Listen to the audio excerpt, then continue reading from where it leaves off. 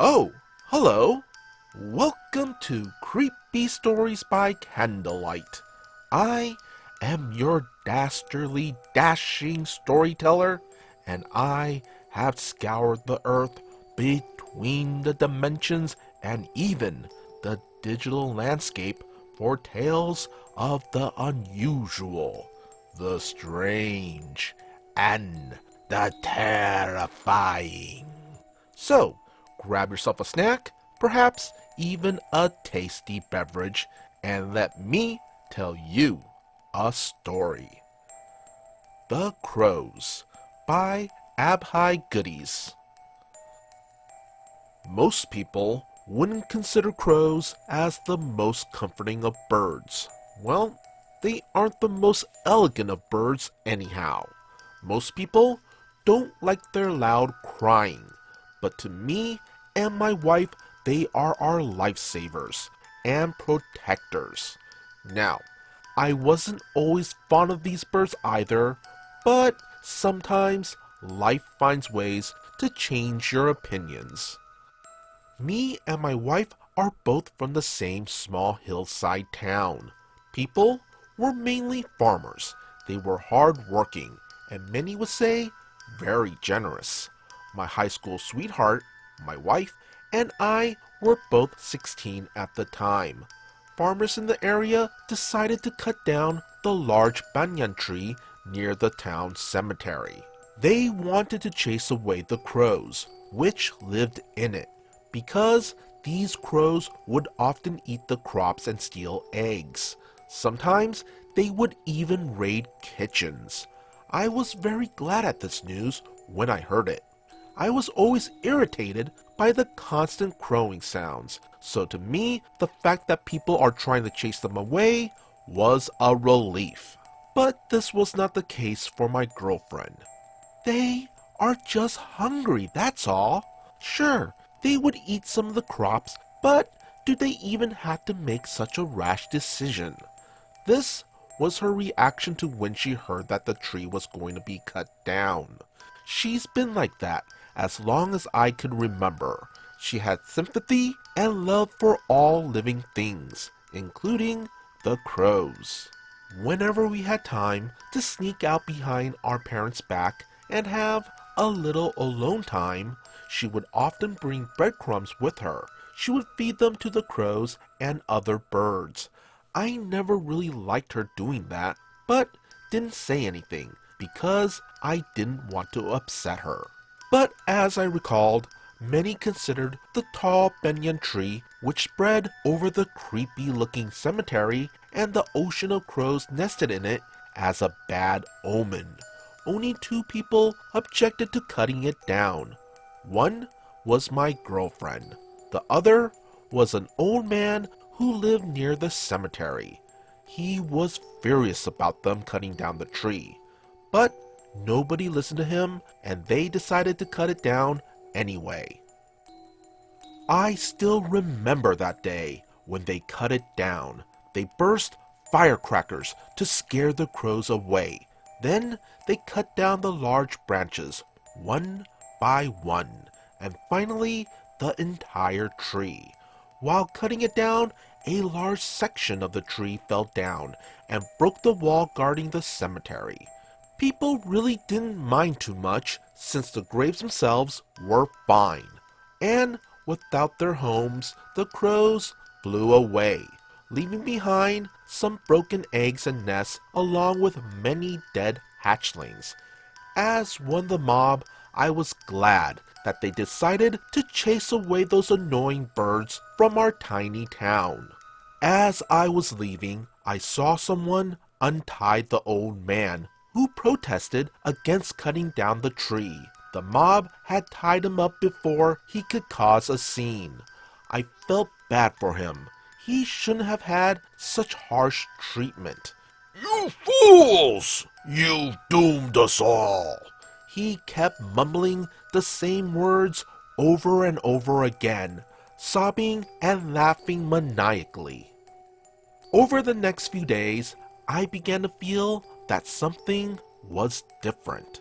The village was getting more and more silent. The birds weren't chirping anymore. Even the wind was getting silent. Something's wrong. I'm feeling scared. My girlfriend began to complain to me. Although I would try to console her, I couldn't quite shake that uneasy feeling I had. 2 weeks passed. I was going back home after I walked my girlfriend back to her house. I began to do it a few days ago since she said that she was afraid to walk home alone. My house was just beyond the cemetery. As it was evening and darkness comes early to the hills, I began to walk faster. As I was about to pass the cemetery, I suddenly saw something. The old man was running away from there, bleeding. He had an axe in his left hand. He collapsed at his doorstep. I rushed to his aid. Baba, Baba, what happened to you? Who did this? I asked him. He began to softly moan. Kill me now, boy! Kill me! I thought he was crazy and was beginning to get up to go and call an ambulance. Then suddenly, he pulled me down with monstrous strength and roared. Listen to me, boy! Listen! They're coming, and there's no way to stop them all! He mumbled. I asked him who was coming, to which he replied, The dead! I still didn't have an idea just what he was going on about, but he calmed down and asked me to listen.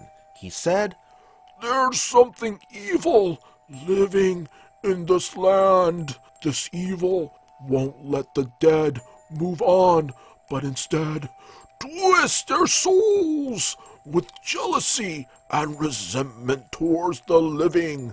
The dead wants to prey on the living and make them join their ranks. They're going to come out any minute now. The only thing they feared is gone. I asked what thing. He spoke while blood was drooling from his mouth. Them crows! They feared the crows in that tree. You must be wondering why I didn't tell anyone about it. Because they think I'm crazy. I've lost count just how many times I try to convince the people of this town to leave, but none listened. It's as if that evil wants them to stay here. I notice people from this town are always pulled back to here, all laid rest to here. But because of the crows, they stayed dormant. Now that we cut the tree down, there's nothing to stop them. I was attacked by one of them. Please, cut my head off now. I don't want to join them. Please. Those were his last words as he succumbed to his wounds. I could clearly see that he wasn't lying. His body was getting darker and foul-smelling. Then I saw his hands beginning to twitch. I took the axe and carried out his last wish. The sun was almost gone. I wanted to save my family. As I was running, I could hear tombstones moving in the cemetery. When I got home, the door was open. There were no lights. I called for my parents, but no one responded. So I went into the hall and flicked the light switch. There I saw my mother laying dead on the floor while my father was eating her mangled corpse. I wanted to cry out, but bit my tongue and stopped. I slowly backed away from there, as his attention was not on me, and quickly got out of the house. I could hear the moans from our neighbors and loud screams.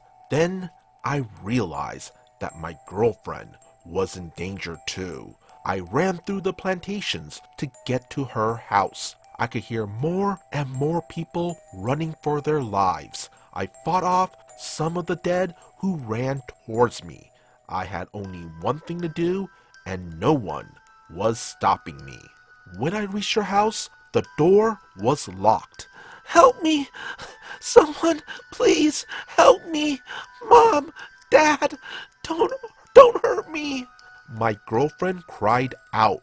I was relieved to know that she was okay, but she was in grave danger. I broke down the door with the axe, the sound of which alerted those things who used to be her parents and rushed at me. Fighting them off, I made sure that they won't get up again.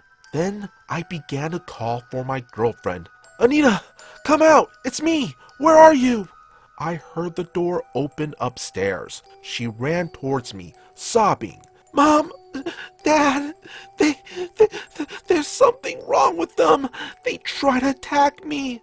She was crying. I asked her if she was all right, and she said that she was fine. I told her that we were going out through the back door. I didn't want her to see her parents.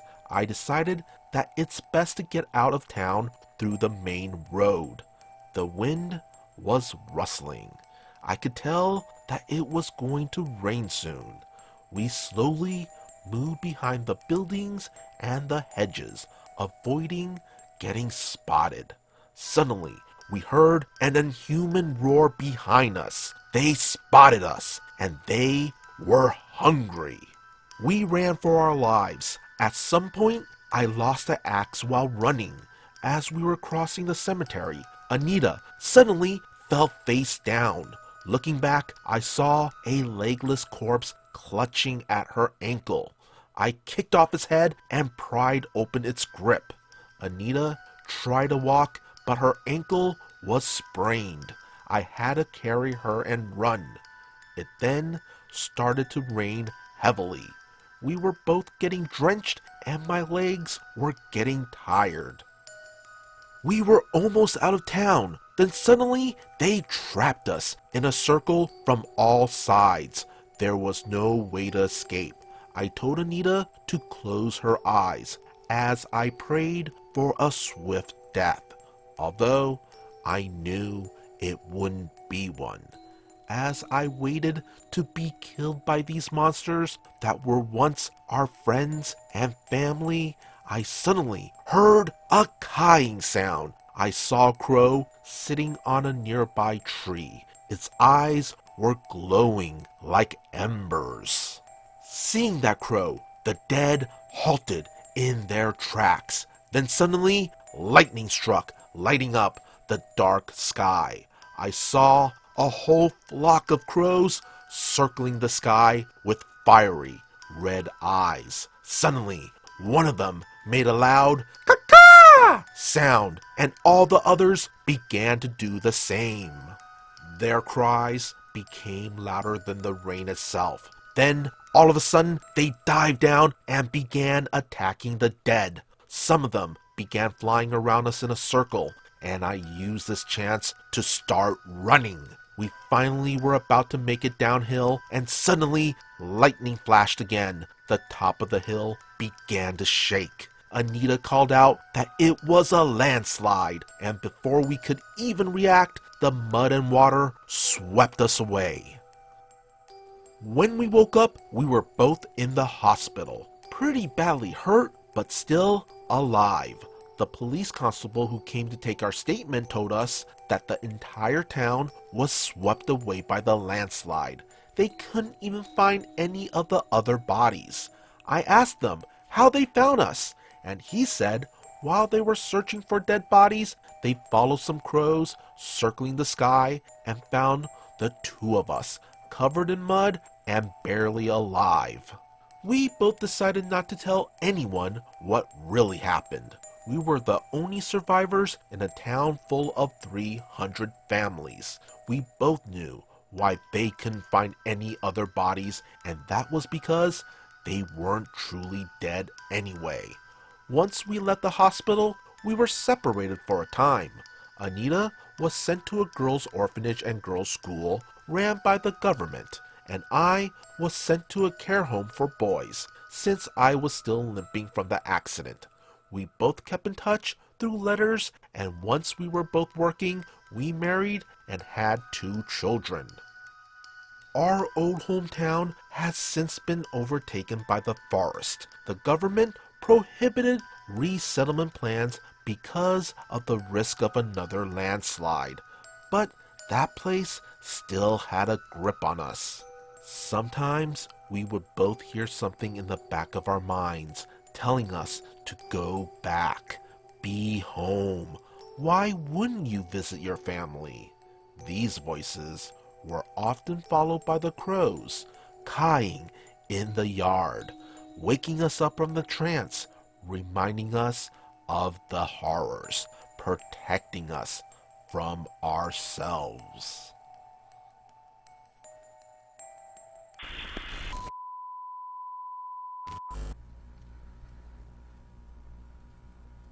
Well, I hope you enjoyed that story. And if you did, please like and subscribe. So, until next time, be good, be great, be spooky.